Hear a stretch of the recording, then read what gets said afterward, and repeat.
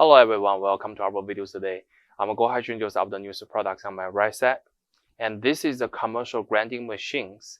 And for these units, let me give it the overall dimensions first. The overall lengths, they are almost about like 19 inches deep. And the overall height is about like 29 inches. The width of the units, they are almost about like 10 and 3/4 inches wide. So as we can see, the unit is coming with a couple parts. They have standings and the motor in the centers at the front. They have a lockers here. You can twist it to release and open the front cover to change the blades inside or clean it. And also the front for these handles, you can change the size for the grinding the thickness.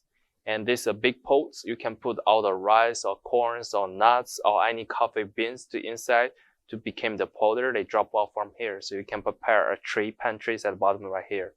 And for the diameters for these units, it is about like 10.5 inches edge to edge. And also we have a sticker on the side of the unit that giving the power connection using standard 110 plugs and all the cost sheets information from the manufacturer on the stickers too. And that's what will be the all demonstration information about the products. If you do have more questions, feel free to contact with us.